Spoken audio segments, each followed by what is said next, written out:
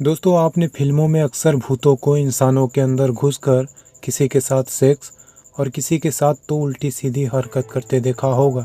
ये कहानी भी कुछ इसी तरह की है। कहानी है एक भूखे शैतान की। बात करें भूखे की तो इस भूत की अगले जन्म में आधी अधूरी शादी है 120 साल पहले की। एक गांव में एक नाथू नाम का लड़का रहता था। रंग गोरा, हाइट 4 फीट 6 इंच थी। नाथू के हाइट कम होने के कारण कोई लड़की नाथू से शादी करने के लिए तैयार नहीं थी।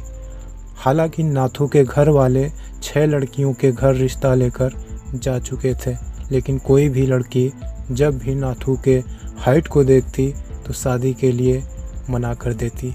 लेकिन नाथू के ज़िंदगी का सपना एक ही था कि मेरी शादी हो जाए। इसीलिए नाथू गांव के 40 किलोमीटर दूर पहाड़ के अंदर रह रहे एक शैतान अघोरी के पास जाता है और अपनी समस्या बताता है उसे। और अघोरी कहता है, तुम्हारी शादी हो जाएगी, लेकिन तुम्हारे लिए पूजा करना पड़ेगा और उसके लिए तुम्हें कुछ पूजा की सामग्री लानी पड़ेगी।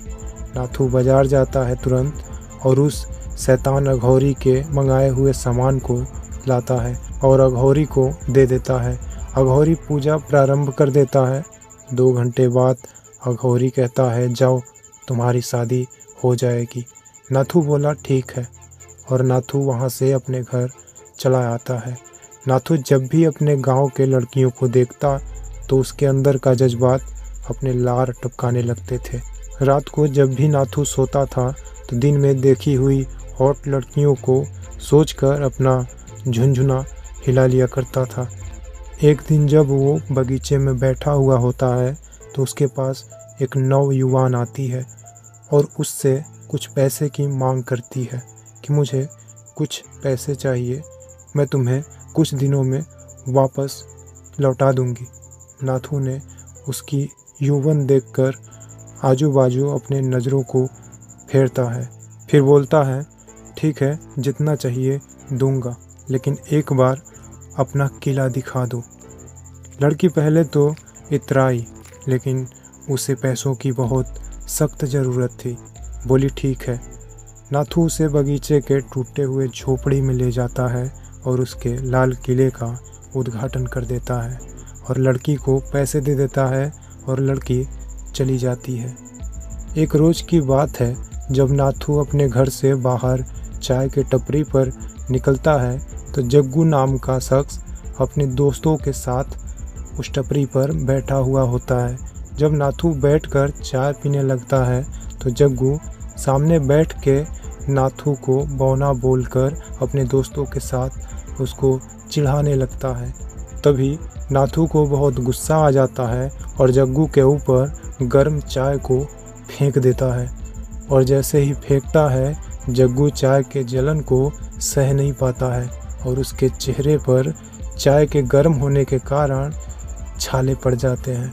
और जब नाथू जग्गू के चेहरे पर पड़े छालों को देखता है तो वहाँ से तुरंत भाग जाता है। अगले दिन नाथू के घर वालों को नाथू के शादी के लिए एक और लड़की को देखने के लिए जाना था। साथ में नाथू भी जाता है। जैसे ही नाथू और नाथू का परिवार लड़की के घर पहुंचते हैं तो लड़की के घर के लोगों ने उनका अच्छे से स्वागत किया। नाथू ने लड़की देखा, लड़की ने नाथू को देखा। लड़की का नाम चंदा था।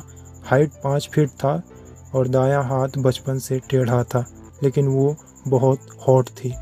आज अघोरी की कही बात सत्य होने वाला था। नाथू चंदा के फिगर को देखकर बिस्किट खाने की जगह चाय में उंगलियां डाल देता है और जल जाता है। तभी आसपास के बैठे हुए लोग हंसने लगते हैं और लड़की के साथ साथ नाथू भी शर्मा जाता है। नाथू के पिता पूछते हैं, बेटा, लड़की कैसी लगी? नाथू बोला, ठीक है पिताजी। लड़की को भी नाथू पसंद आ जाता है। दोनों के घर वालों ने शादी का अगले महीने 19 तारीख का डेट रख दिया था। जैसे तैसे वक्त बीतता गया। अब नाथू की बेचैनी बहुत बढ़ चुकी थी, लेकिन आज का वो दिन करीब आ गया था। इधर मंडप में नाथू और चंदा बैठे थे। पंडित मंत्र पढ़ रहा था। शादी संपन्न होने को थी। पंडित बोला, वधू के गले में मंगलसूत्र पहनाए। नाथू उठता है चंदा को मंगलसूत्र पहनाने।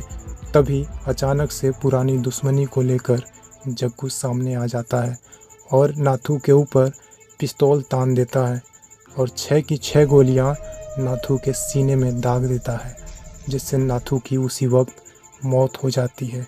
और उसी दिन जग्गू शहर छोड़कर भाग जाता है। लेकिन बात अभी ख़त्म नहीं हुई थी। नाथू की तड़पती आत्मा ने अपना एक विकराल रूप ले लिया था। नाथू की आत्मा शैतान अघोरी के पास जाती है और नाथू अघोरी से कहता है कि मैं जीना चाहता हूँ, मुझे एक नई शरीर चाहिए, मुझे अपनी ज़िंदगी को इंसानों के बीच बितानी है। अघोरी उसे मना करता है, लेकिन नाथू की आत्मा बहुत रोने लगती है, गिड़गिड़ाने लगती है। यह देखकर नाथू की आत्मा को अघोरी कहता है, ठीक है, लेकिन तुम्हें 21 लड़कियों को मेरे पास लाना पड़ेगा बलि के लिए। नाथू ने कहा, ठीक है, मैं ले आऊँगा। ये कह के बदले की भावना लिए नाथू वहाँ से चला आता है और अगले शाम जग्गू को मारकर लाश को पेड़ पर टांग देता है। अगले दिन पुलिस जांच पड़ताल के लिए आती है, लेकिन गांव में पुलिस को हत्यारे का पता नहीं चलता है और वो वहां से चली जाती है। लेकिन अभी नाथू को एक नई शरीर चाहिए थी और नाथू ने लड़कियों को अपना शिकार बनाना शुरू कर दिया। रात में जब गांव की कोई जवान लड़की को घर से बाहर टहलते हुए देखता तो उसको बस में कर लेता था और अघोरी के पास ले जाता था और शैतान अघोरी अपने देवी को लड़की के सिर काटकर बलि चढ़ाता था और आधी बची हुई लाश से अपनी हवस को मिटाता था। 6 महीने ऐसे ही चलता रहा। नाथू 11 लड़कियों को अब तक अपना शिकार बना चुका था और अब उस छोटे से गांव में कोई भी लड़की जवान नहीं थी जिसे नाथू अपना शिकार बनाए। और पुलिस को अब तक 11 लापता हुई लड़कियों का इन्वेस्टिगेट में एक भी सुराग हाथ नहीं लग पाया था। अब नाथू को इंतज़ार था तो सिर्फ छोटी लड़कियों को जवान होने तक का। 15 साल बाद फिर वो वक्त नज़दीक आ चुका था, लेकिन गांव में 11 लड़कियों के लापता होने के कारण अभी तक गांव में हर एक महिला के दिल में डर था कि पहले हुई हादसा मेरी इस बेटी के साथ फिर ना हो जाए। इसलिए कोई भी महिला अपने जवान लड़की को रात में घर से बाहर नहीं निकलने देती थी। बता दे, आज भी इस गांव में कोई लड़की रात को खेत में नहीं जाती और घर से बाहर नहीं निकलती। आज भी माना जाता है इस गांव में नाथू को 10 जवान लड़कियों का इंतज़ार है। दोस्तों, ये कहानी आपको कैसी लगी हमें वीडियो के कमेंट में ज़रूर बताएं। फिर मिलते हैं एक और कहानी के साथ, तो वीडियो को लाइक और चैनल को सब्सक्राइब ज़रूर करें। Bye bye.